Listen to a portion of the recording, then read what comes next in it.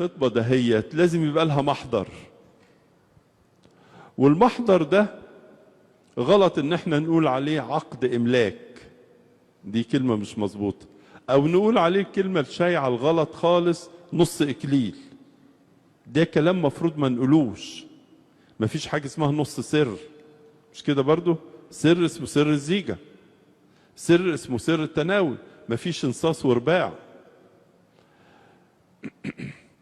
وكمان حتى كلمة الوعد بالزواج دي كلمة علمانية او كلمة مدنية، ده انت داخل برغبة حقيقية مع الاخت دي، والاخت دي برغبة حقيقية مع الاخ ده، علشان نبدأ تكوين أسرة تدوم لغاية آخر الحياة. وبيعجبني أنا قوي كلمة شريك الحياة. شريك الحياة، بسمح لنفسي بإنسان يكون شريك في حياتي، هو أو هي. إذا خلاصة كل الكلام ده هو إن أنا بتقدم للسر من أجل السر. يعني يوم ما تعمل الخطوبة سيبك من كل المظاهر اللي ممكن حتى تكون مع الأزمة الاقتصادية اللي عندنا في العالم كله، تكون يعني فيها مظاهر ملهاش أي معنى. ويمكن تفتكروا أيام كورونا، فاكرين لما وقفت الأكاليل وقف الحاجات دي، بقى هو وهي بس ويتجوزوا وياخدوا بعض ويروحوا، مش كده برضو؟ كانت حاجة لطيفة، ما دي إيجابيات كورونا، كانت حاجة لطيفة خالص. ويمكن شفتوا صورة واحد الكنيسة عملت له الإكليل، أبونا عمل الإكليل وراح شايلها على كتفه ومروح ومريح دماغه، ولا زيطة ولا هيصة ولا أي حاجة. ما هو برضو كل حاجة لها جانبها الإيجابي يعني. نعمل إيه بقى في الخطوبة؟ هو خطب هي وهي خطبت هي. هو الخطوبة هي الفترة التي نتبادل فيها مخنا. أصل أرقى حاجة في الإنسان عقله، مش كده؟ وإنت اللي هو الشاب اتربى وكون أفكار وملامح وأحلام، وتعلم في مدارس ومدرسين علموه ومدرسات، ودخل كلية أو ما دخلش، وهي بالمثل. كل ده كون إنسان، وزي ما قلت لك من شوية هو عالم.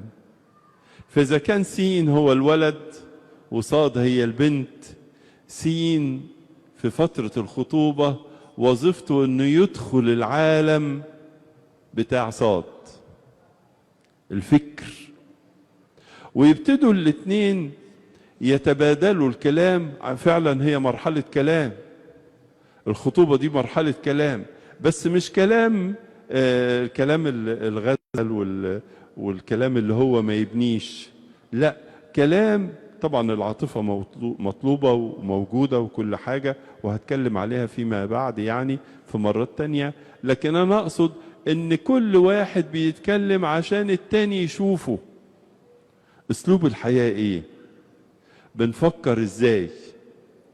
لدرجة إنهم بيقولوا تعبير لطيف قوي، بيقول لك مش الزيجة إن نقعد الاتنين كده، هو قدام هي كده، لا، الزيجة ان احنا الاتنين جنب بعض نشوف برؤية واحدة، مش هو يقول شمال وهي تقول يمين، هو يفكر بطريقة وهي تفكر بطريقة، ويقول لك احنا مختلفين. احنا مختلفين، ما هو لازم نبقى مختلفين، ما هو مفيش واحد زي التاني، ده بس البصمة بتاعت الأصبع تختلف عندنا كلنا، ما بالك كيان إنسان. عايز أقول لك بقى حاجة مهمة في تقليد الكنيسة القديم. كان لما هو يخطب هي وهي تتخطب لهو، يقوموا يقعدوا ويا بعض بعد ما يتعرفوا ويا بعض، يقولوا يلا بينا نختار إشبين للزواج.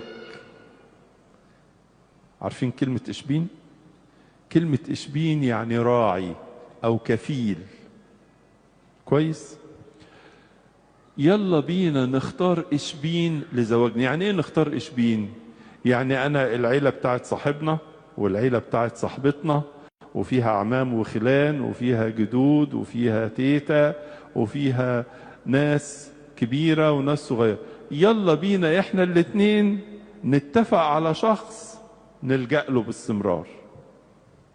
هو الدور ده بيقوم بيه الأب الكاهن دلوقتي، وإن كان ده ثقل على خدمة الأب الكاهن، ولكن حسب تقليد الكنيسة القديم يقول لك يلا نختار إشبين، ويوم ما يتجوزوا ويبقوا واقفين هنا تلاقي في واحد كبير واقف جنبهم.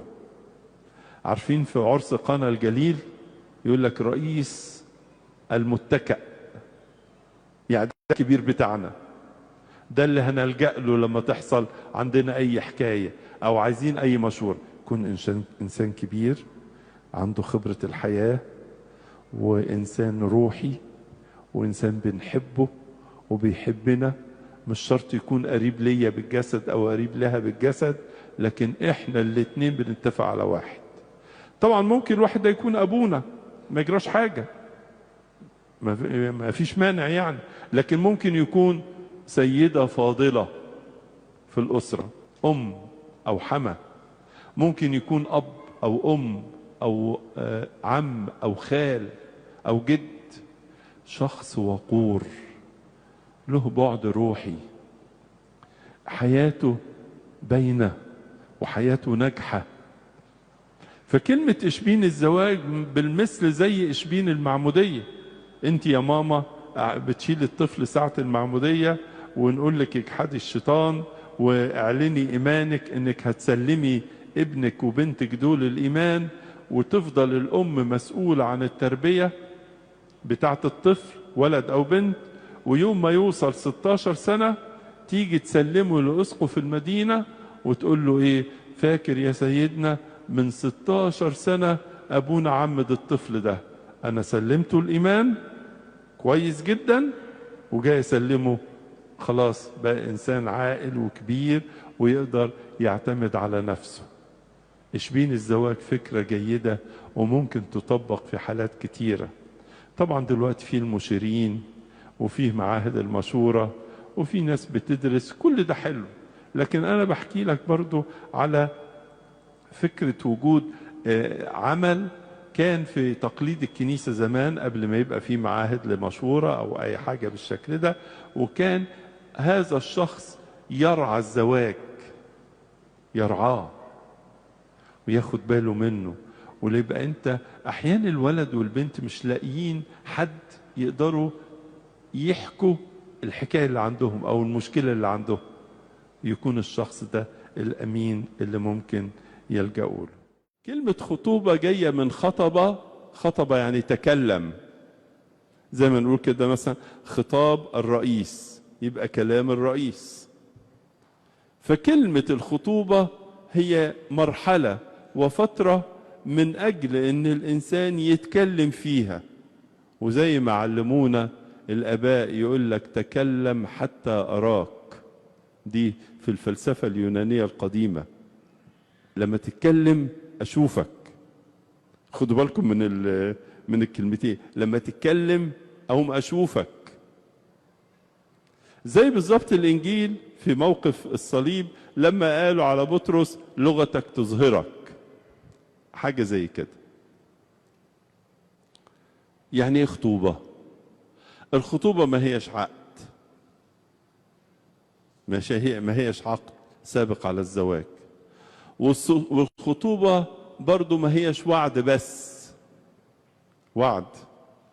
والخطوبة ما هيش مجرد مشروع اهو يعني يا خابت يا صابت، لا مش كده.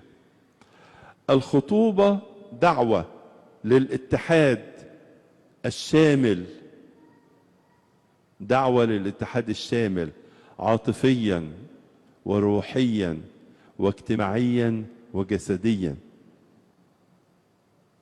دعوة.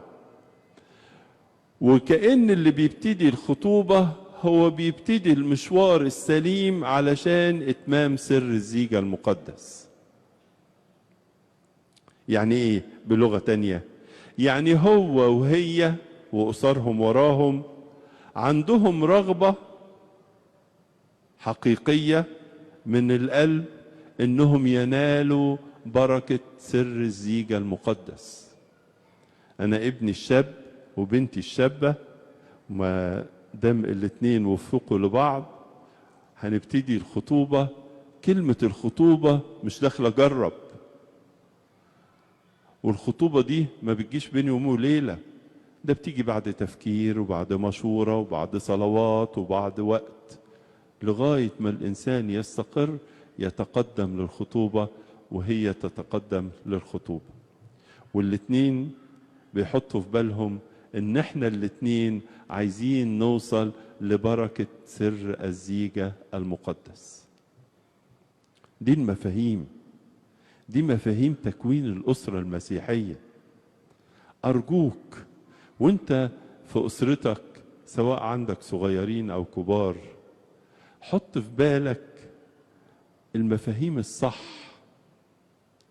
مجال الأسرة ده لو تعرفوا القديسين بينظروا للأسرة المسيحية على إنها مصنع القديسين. يعني أنت بتحب القديس ماريمينا، ماريمينا ده ثمرة أسرة. احنا في المجمع المقدس في الأسبوع اللي فات احتفلنا بقداسة أبونا بشوي كامل وأبونا يسوس الأنطوني. هم دول يعني جم الهوى؟ ما دول وراهم أسرة، أسرة ربت وكبرت وعلمت، وولادهم اتكرسوا وعاشوا أسرة. وزي ما القديس يوحنا ذهبي الفم بيقول الأسرة أيقونة الكنيسة. كل أسرة فيكم هي الأيقونة، جميع زي الأيقونات اللي احنا شايفينها في الكنيسة. انتوا أيقونة حية. 3 حاجات يخلوا الخطوبة وحشة. أول حاجة الغيرة المتطرفة أو الأنانية.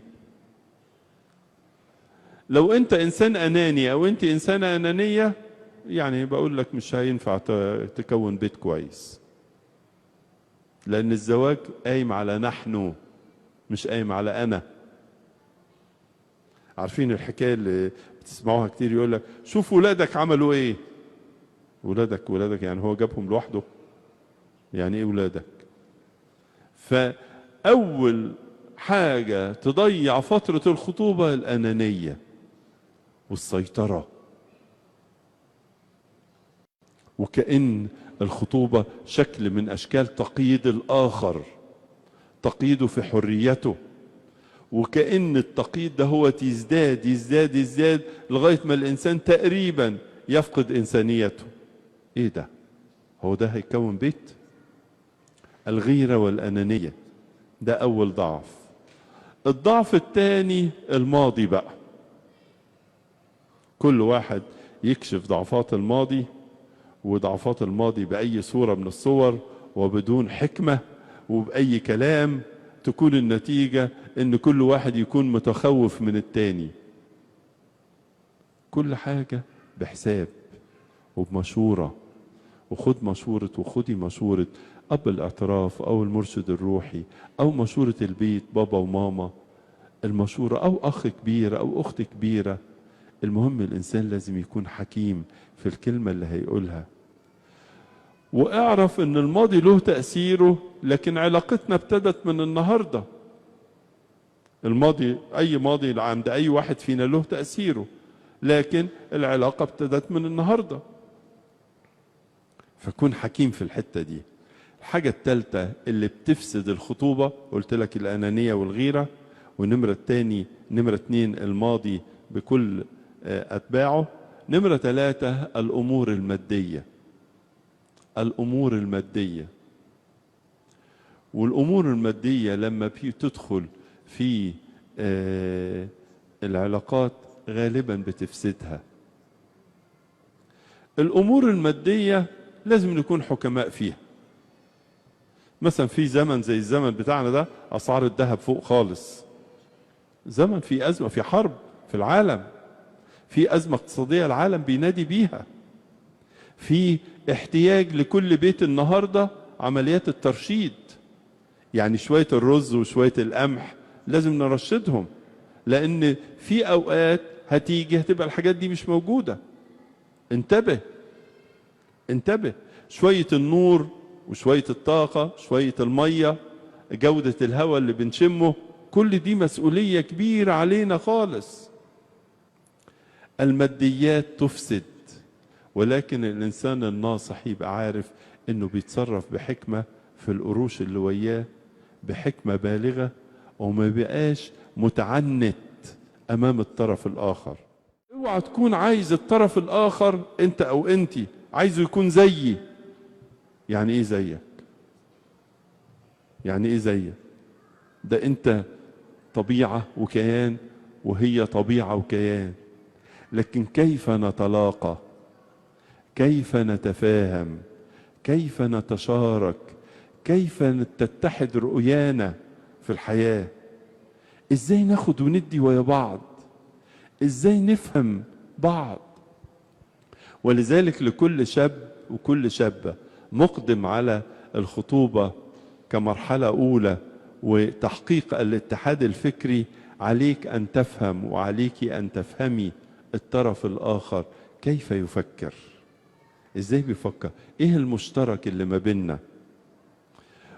واحنا في فترة الخطوبة اللي بنحاول نبني فيها اتحاد فكري قوي، في الخطوبة نفسها بيبقى فيه رسومات بيعملها أبونا، رسومات على الدبل اللي قدامنا، والرسومات دهيت معناها علامة محبة. خلاص ابتدينا السكة، ابتدينا الطريق، وبنصلي صلاة شكر. أشكرك يا رب إنك أرشدتني إلى فلانة، وهي أشكرك يا رب إنك أرشدتني إلى فلان، والأسرة دي مع الأسرة دي. واعرف أن الأسرة والارتباط ليس هو وهي، الارتباط هو أسرة بأسرة. عشان كده أنت أيها الشاب وأنت أيتها الشابة لازم أكون واخد بركة أسرتي، يعني أبويا وأمي وأخويا وأختي يكونوا في حالة موافقة وفرح بالارتباط اللي أنا هعمله، وأنتي بابا وماما وأخواتك في حالة فرح بالارتباط اللي أنت هتعمليه ويا الشاب اللي اختاروا قلبك. حاجة مهمة جدا إنها نحط المفاهيم دي قدامنا. فبنصلي صلاة شكر، أشكرك يا رب على النعمة الكبيرة دهيت، ويبتدي يحصل نوع من الاتحاد يوم ورا يوم، وبقى هو وهي كل واحد يرى الحياة بمنظار الآخر، ويعيشوا ويا بعض ويبتدوا. وطبعا بيبقى في نهاية الصلوات بيبقى في شوية صلوات توجيهية كده، صلوات الكنيسة بتقدمها علشان نبتدي نمشي في مشروع يوم ورا يوم وبصورة حلوة. لما بنخش في الخطوبة بيبتدي نفكر ازاي نعمل نوع من التعاون بقى، ونعمل ايه؟ الكيان الخاص. ما احنا هيتكون بقى بينا كيان خاص، أسرة، حاجة خاصة، مش حاجة بقى مكشوفة قدام الناس. وزي ما حضراتكم عارفين العنوان الكبير يقول لك البيوت أسرار. بلاش كلمة أسرار، البيوت خصوصيات، واللي عنده خصوصيات شطارته يحافظ عليها. اوعى تجرحها، تجرح الخصوصيات. اوعي انتي الثرثرة والكلام الكتير. لكن عايز ألفت نظرك لحاجة صغيرة في مواضيع الخطوبة.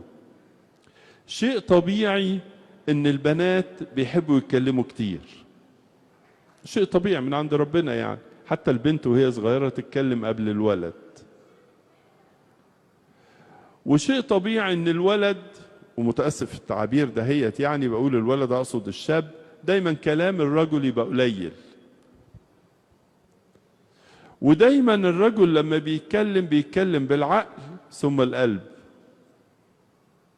لكن البنت او المرأة لما تيجي تتكلم بقلبها ثم عقلها.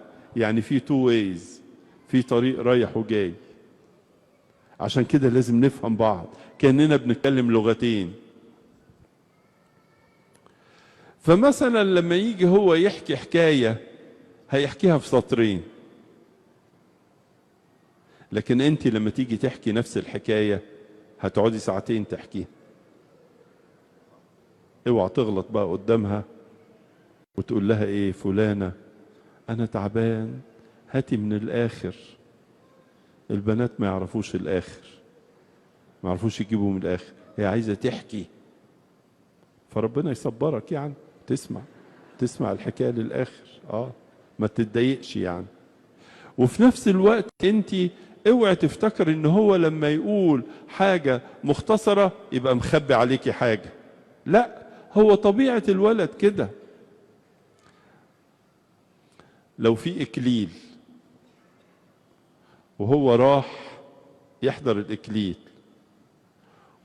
وصاحبتها راحت تحضر الاكليل، لما رجعوا بتسأله تقول له العروسة كانت لابسة ايه؟ قال لها فستان. يعني لابسة فستان، يعني تبقى لابسة ايه؟ لما سألت صاحبتها قعدوا يحكوا في الموضوع 3-4 ساعات، ده فستان وطوله وعرضه ومش عارف الكسر فيه ايه والطرحة ايه. طبيعة. احنا مخطوبين اهوت بقالنا ايام، هنبتدي بقى بنبني علاقة وتفاهم وحوار معا، بيمتد الخطوبة مثلا سنة اكتر شوية ولا حاجة، وبعد كده بيبقى الزواج. ايه اللي نعمله؟ هقول لك على 5 مبادئ رئيسية حطهم قدامك، واوعى تتكسف من خطيبتك او اوعى خطيبتك تتكسف منك. انتوا بتعملوا عمل روحي. هعرض عليك واعمل اللي تقدر تعمله وانتي بالمثل. اول حاجة لازم انتوا الاتنين تؤمنوا بقوة الصلاة. الصلاة تستطيع ان تنقي، تستطيع ان تقدس، تستطيع ان تغير، تستطيع ان تفرح. فبين وقت والتاني وانتوا لسه مخطوبين اقفوا صلوا يا بعض، ان شاء الله مزمور، جزء من أجبية، انجيل، قطع، واوعوا تتكسفوا من بعض. ما تتكسفش، انت بتعمل عمل لبيتك، انت بتبني بيتك. هو لما الراجل بيشمر على نفسه وينقل شوية رمل وشوية زلط وشوية حديد عشان يبني البيت بيتكسف؟ ده بيبني بيت. انت بتبني بيت، تبني أسرة، بتبني كنيسة للمستقبل.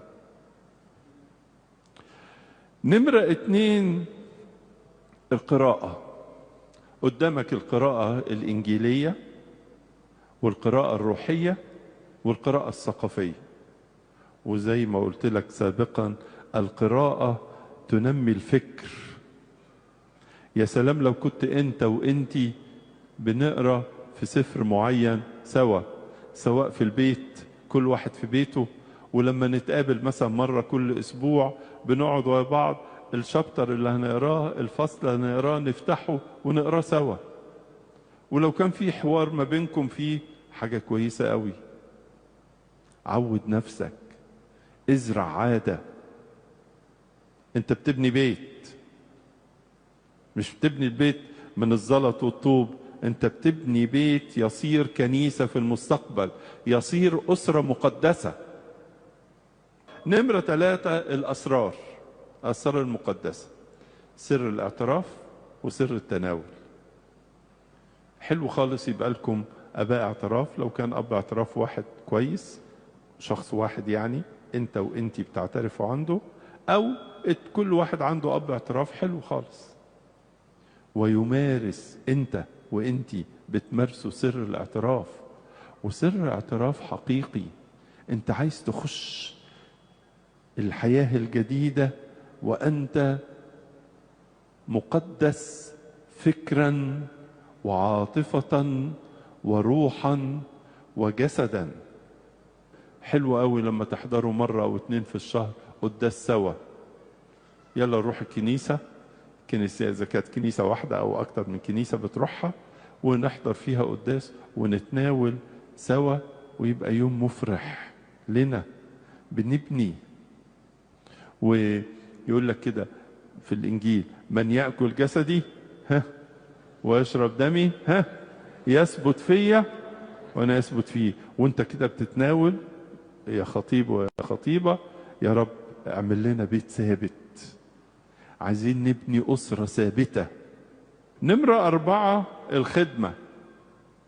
الخدمة لازم يبقى لك شكل من أشكال الخدمة، انتوا الاتنين، أي شكل من أشكال الخدمة، غير الخدمة اللي بنسميها الخدمات النظامية، التعليم، مدارس الأحد، اجتماعات شباب، كيف ما يكون.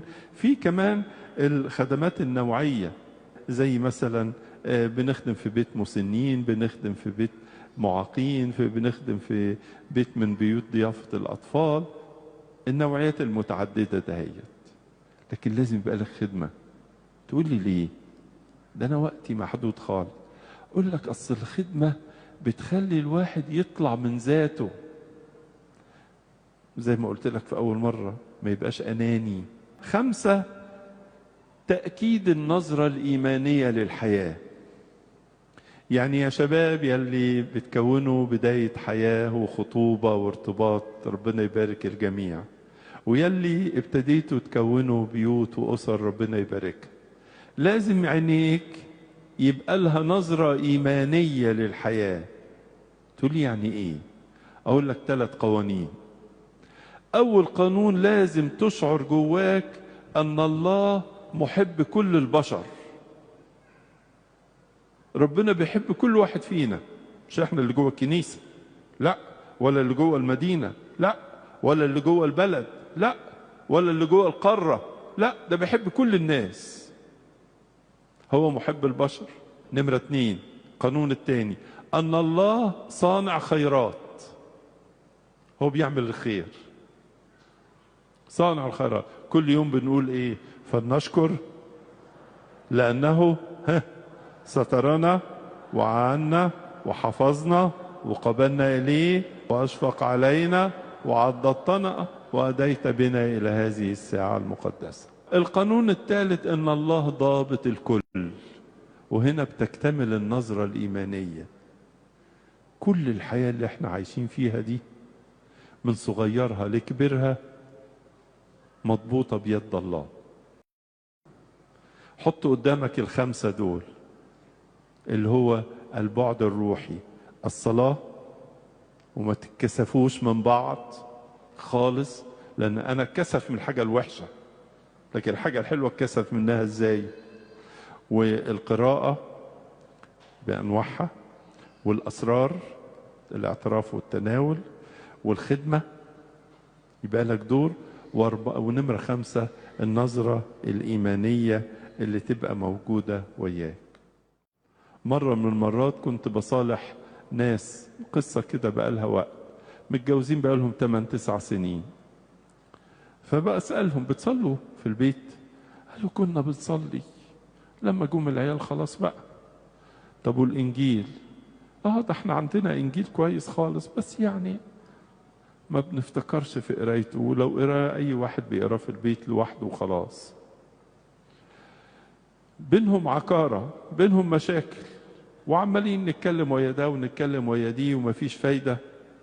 فقلت لهم: ايه رأيكم نقدر ناخد اجازة من مشاكلنا ونقعد مدة شهر واحد نصلي احنا الاتنين ويا بعض ونقرأ الانجيل ويا بعض؟ اعطيتهم تدريب بسيط قوي، ما ياخدش 10 دقايق كل يوم، وسمعوا الكلام في البيت. خلينا المشكلات اللي موجودة عندهم تاخد اجازة، وابتدوا يعملوا التدريب ده. بعد شهر ما جوش، فبسأل عليهم: ما جيتوش ليه؟ قالوا: ما خلاص. قلت لهم: ايه اللي خلاص؟ قالوا: الحمد لله بقينا حبايب لوحدهم، لأنهم استعادوا وجود المسيح في بيتهم. الأول أهملوه، دلوقتي بيستعيدوه. والقديس أغسطينوس له عبارة جميلة قوي، وأرجوكم تفهموها وإياي. بيقول كده: من ليس روحانيا في جسده يصير جسدانيا حتى في روحه. هقولها تاني، ده أوسطينوس عاش فترة في خطايا كتيرة وتاب، وصار بعد كده أحد القديسين الكبار في تاريخ الكنيسة، بنسميه شفيع التائبين، وبتسموه انتوا ابن الدموع، وله قصة لطيفة كلنا بنحبها. قال العبارة دي: من ليس روحانيا في جسده. الجسد شايفينه بإيدينا بعينينا، لكن الجسد ده لازم يبقى طبيعته روحانية. اللي ما يعملش كده يصير جسدانيا حتى في روحه، يبقى قلبه مليان شهوات وضعفات وخطايا. يصير جسدانيا حتى في روحه مش قادرة تنظر للسماء، مش قادرة ترتفع للسماويات، مش قادرة. هو الحكاية بتبتدي ازاي؟ الحكاية زي ما قلت لك في أول مرة أن الزواج رابطة ثلاثية، والمسيح الذي في الزواج هو صمام أمان. صمام أمان يعني ممكن اللي يتجوزوا وعند باب الهيكل هنا وقدام المذبح وتم السر، وابتدى هو ياخد عروسته وهم ينطلقوا من هنا، هم مروحين بيتهم والمسيح في وسطهم. ولذلك في كل بيت يتأسس جديدا المسيح صمام أمان. وإن أهملت وجود المسيح اعرف إن في حاجات هتحصل مش مظبوطة. مرة من المرات هو خطب هي واتجوزوا، وبعد كده اكتشف اكتشاف غريب، وبرضه يعني متأسف في القصة اللي بحكيها. يعني اكتشف ايه؟ اكتشف ان هو بيحب خالص الملوخية بالأرانب. كويس، بس اكتشف هي بتخاف خوف الموت من الأرانب. ما تقدرش تمسك أرنب، ما تقدرش تشوف أرنب، عندها عقدة، طبعها كده، بيتها ما كانش فيه أرانب، أي سبب. طب يعملوا إيه بقى؟ صاحبنا بيموت في الأرانب والملوخية، وصاحبتنا بتخاف من الأرانب والملوخية وياه. طب تعمل إيه؟ يعيشوا ويا بعض إزاي؟ يعيشوا ويا بعض إزاي؟ يتخانقوا مش كده؟ أو يعني ينفصلوا عشان يريحوا دماغهم. يعمل إيه؟ يروح ياكل عند أمه؟ لا، هي بتحبه، فبقت كل شهر تروح لمامتها تقول لها ماما اعمل لنا الطبخه دي، الملوخيه والارانب.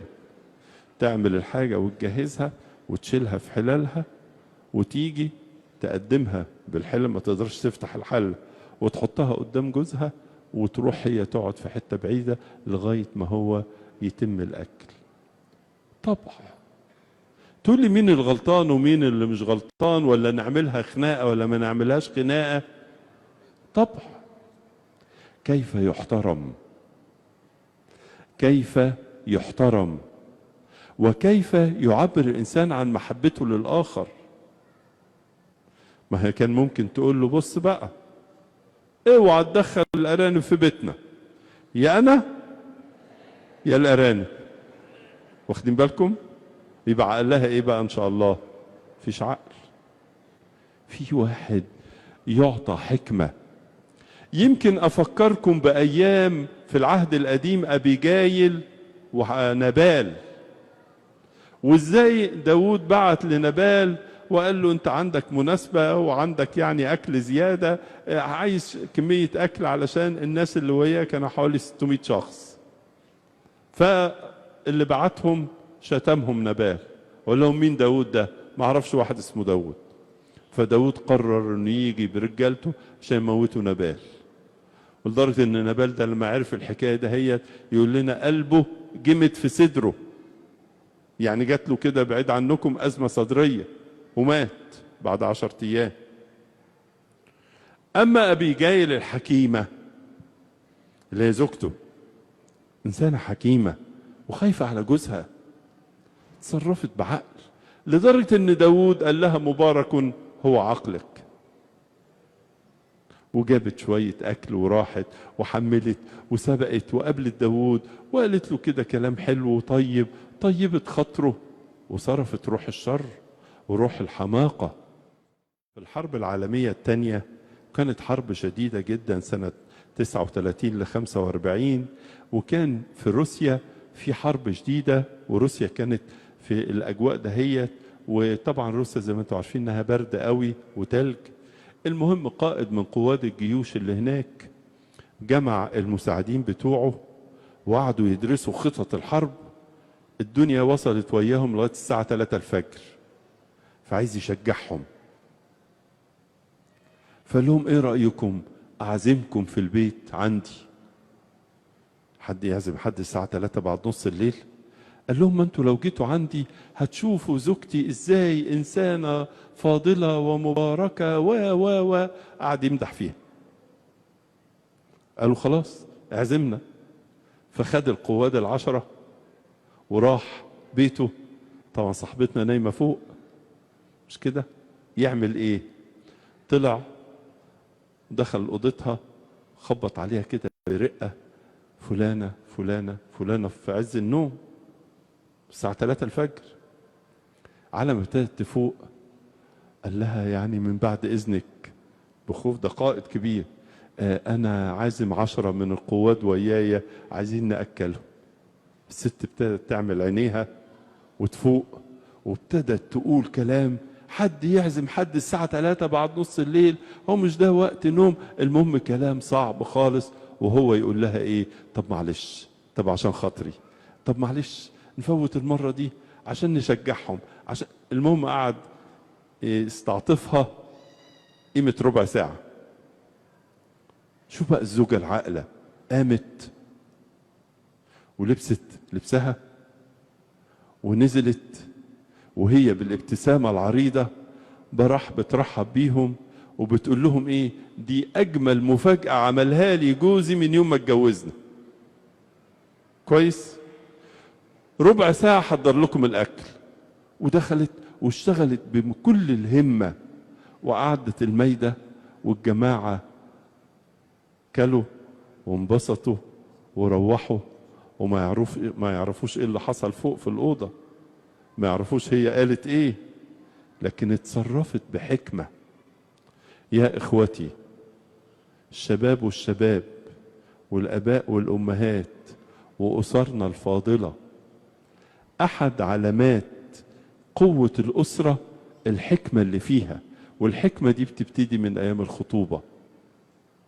ما في الخطوبة احيانا هي تتلوى وهو خاصم وما يكلموش بعض ويبعدوا عن بعض وكانوا بيعاقبوا بعض. ده فترة الخطوبة، ولما يحصل فيها بعض الخلافات الخفيفة فترة نكتشف فيها بعض. خد بالك، دي فترة ما دام انت نيتك صافية، ما دام نيتك صافية، دي الفترة المهمة جدا ان احنا نقدر نكتشف بعض ونكتشف بنفكر ازاي في الحياة وندير الحياة ازاي. اوعى تقول كلمة تجرح الطرف الآخر. مرة من المرات هو وهي اتجوزوا، هي كانت من أسرة غنية شوية وهو كان من أسرة بسيطة، واتجوزوا، وبعدين الدنيا لفت وبقى مستواه الاجتماعي حلو وبقى عنده خير كتير. ومرة قاعدين بيتعشوا، فهي عايزة تحكي له حكاية، فابتدت الحكاية بالكلمة القاتلة. قالت له ايه؟ فلان، انت فاكر لما كنت فقير مش لاقي اللضة؟ وهتحكي بقى الحكاية. مجرد العبارة دي كانت كفيلة انها تقسم البيت. واخدين بالكم؟ عشان كده خلي كلامك دايما يصنع سلاما. طوبى لصانع السلام لأنهم أبناء الله يدعون. الله أولا، قريبك مش قريبك بالجسد، تحب قريبك كنفسك. وطبعا بنتكلم في إطار الأسرة، يبقى الخطيب والخطيبة أو الزوج والزوجة. ونمرة 3 تصنع سلاما. نمرة 4 احفظ نقاوة قلبك. أصل انت بتحفظ قلبك عشان الطرف الآخر. يعني انت يا أخونا الخطيب وانت يا أختنا الخطيبة، انتوا الاتنين بتحفظوا نقاوتكم عشان الطرف الآخر. زي ما شرحت لك المرة اللي فاتت ان اغلى حاجة يقدمها كل طرف للتاني هو القلب النقي. واخر حاجة تجنب الادانة، ما تبقاش قاضي تحكم على الناس. لا تدينوا لكي لا تدانوا. بنغلط، بنغلط، كلنا بنغلط، بس الشطارة ان الغلط انت تشوفه، شفت فيا غلط صليلي. لما اشوف طرف من الاتنين شفت في طرف الاخر غلط، صلي، وقف قدام ربنا، قول يا رب اذكر الحكاية دي هي المتعبة في فلان او في فلانة، عشان تحفظ سلامة البيت وتحفظ نقاوة البيت. اعرفوا ايها الاحباء ان الاتحاد الروحي او البعد الثالث اللي بنتكلم عليه لو وجد هنحب بعض اكتر. لو وجد الاتحاد والبعد الروحي هنفهم بعض اكتر. لو اتوجد الاساس الروحي اللي بتبنوه من دلوقتي هنحتوي بعض اكتر. لو اتوجد الاتحاد الروحي هنغفر لبعض اكتر. هيبقى هو ولا هي عمل حاجة وزعلني او زعلتني، هتكون النتيجة ان انا هقدر اسامح. ليه؟ اصل عندي خلفية روحية قوية. وكمان البعد الروحي يخلينا نتجاذب لبعض اكثر واكثر، نقرب لبعض اكتر. اوعوا تكونوا اللي بتشوفوه وبتقعدوا قدامه وبتبقوا متأثرين بيه من كل ما يقدم في الإعلام هي دي الحياة. لا، دي تجارة، دي تجارة، دي بيزنس. ناس بتشتغل عشان تحوش فلوس، عشان تقتني أموال. فممكن نضرب عرض الحائط بأي أفكار، المهم نجيب زباين. خد بالك، خد بالك من الحكاية ده. هي خد بالك، وانت اللي بتكون أسرة مسيحية وانت اللي بتكوني أسرة مسيحية لازم تعرف أساسيات الأسرة المقدسة. وكل ما الأسرة تبقى قوية، انتوا سمعتوا دلوقتي أبونا كراس وأبونا لوقا، واحد بيتكلم على المجلس الإكليريكي وواحد بيتكلم على المشورة، واحنا هنا بنتكلم على الأسرة المقدسة. كل ده علشان أفكارنا تبقى صح وأسرنا تبقى صح. أرجوكم ابني بيتك صح، واعرف كده ان 2 خير من 1، والخيط المسلوس لا ينقطع سريعا، واذا اجتمع 2 أو 3 باسمي هناك اكون في وسطهم. انتوا 2 دلوقتي، خطيب وخطيبة، بعد شوية هنرتبط، بعد شوية ربنا هيدينا اطفال، هنبقى 2 و3 واكتر، وبالتالي هتكون أسرتك أسرة قوية فيها روح الله يعمل على الدوام. خلاصة كل ما قلته إن عايز يتوفر عندك قيمة إنسانية مهمة جدا عندك أنت وعندك أنت. يتوفر قيمة الاحترام. من فضلك احترم خطيبتك إلى المدى البعيد. من فضلك احترمي خطيبك إلى المدى البعيد. وهذا الاحترام لو تكون ما بينكم هيمتد في حياتكم الزوجية بنعمة المسيح. ما أنا قلت لك أنت بتبني بيت، عملنا بعد فكري وبعد روحي، بعد عاطفي وبعد روحي، وهنكمل بنعمة المسيح. عمالين بقى نبني بيت صح عشان تطلع أسرة جميلة. خد بالك، في الاتحاد الفكري يتكون بيننا الفكر المنفتح، وفي الاتحاد العاطفي اللي فات بتاع الأسبوع اللي فات، يتكون بيننا القلب المتسع. والنهاردة في الاتحاد الروحي يتكون بيننا الروح المتضع. انت الكسبان وانت الكسبانة. اوعوا اللي بتشوفوه، وبكررها مرات كتيرة ومحدش يزهق مني، اوعوا تكونوا اللي بتشوفوه وبتقعدوا قدامه وبتبقوا متأثرين بيه من كل ما يقدم في الإعلام. هي دي الحياة. في كتير منكم بيعتبر ان الزواج هي النهاية. جبنا الشقة وجبنا العفش وعملنا مستلزمات الفرح ورحنا الكنيسة ودعينا الناس وانتهت القصة. وهذا خطأ جسيم. لما نبتدي بالإكليل وبالسر وبالكنيسة، هذه بداية جهاد. حضرتك وحضرتك لما بتبتدوا حياتكم في بيتكم، الحياة بقى الجديدة دهيت، هذا بداية جهاد، بداية تعب، بداية الطريق وليس نهاية الطريق. وبالتالي كل زواج بيحتاج نوع من التدعيم، ولازم يتبنى صح. ولو ما حطيناش الأساس اللي هو بتكلم عليه النهاردة، الأساس الروحي، هتطلع العمارة مش مظبوطة، هيطلع البناء مش مظبوط. اعرف أيها الشاب واعرفي أيتها الشاب إن لما يتم الخطوبة وهنبتدي نبني البيت، نحن نبني كنيسة المستقبل. هنبني كنيسة زي ما اتشرح في البداية هنا في العروض اللي اتقدمت قدامنا. بنبني كنيسة، بس الكنيسة مش حكاية الطوب ولا الشقة ولا الأوض ولا الحاجات دي، ده كنيسة روحية.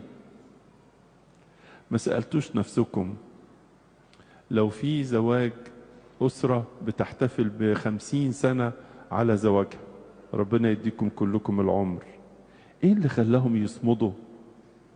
ايه اللي خلاهم يتحملوا؟ اوعى تقول لي حياتهم اصلها كانت متريشة.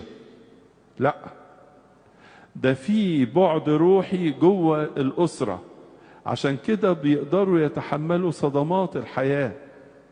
لا توجد أسرة في أي زمان ولا أي مكان دون أن تكون قد تعرضت لأي ضعفات في الحياة بأي صورة من الصور. وكلامي كلام عام خالص. أول حاجة عايزك تعرفها أن الزواج إكليل. كلكم بتقولوا عندنا إكليل. ما فكرتش في يوم من الأيام يعني إيه كلمة إكليل؟ إكليل زي تاج. تاج. عندنا إكليل. الزواج إكليل، هو إكليل، والإكليل علامة النصرة والغلبة. إكليل انتصار. زي بالظبط لما يبقى في واحد ناجح ويجي هنا ونكرمه، هذا التكريم بمثابة إكليل.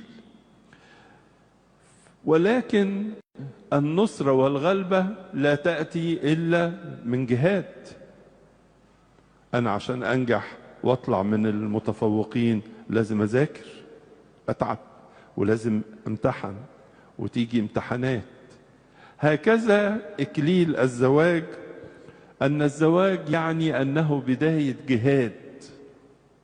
قرار الزواج للأفراد يساوي قرار الحرب للدول. هو شاب بيصلي وبيقول يا رب اختار لي إنسانة فاضلة. وكلمة فاضلة دي كلمة شاملة، مش مجرد فيها حاجة كويسة، شكلها كويس، بتتكلم كويس، اسلوبها كويس، مش ده بس، لكن حاجات كتيرة خالص. وبيسموا كل إنسان بيسموه مايكرو كوزموس باليوناني. مايكرو يعني صغير، وكوزموس يعني عالم. فكأن كل شاب وكل شابة هو عالم، دنيا. فبيبتدي هو وهي وهما ما يعرفوش بعض، بيصلوا بيرفعوا قلبهم بصلوات وبيقول يا رب، اختصار الصلوات، اختار لي إنسانة فاضلة. اختار إنسانة فاضلة عشان الحياة، كل مشوار الحياة.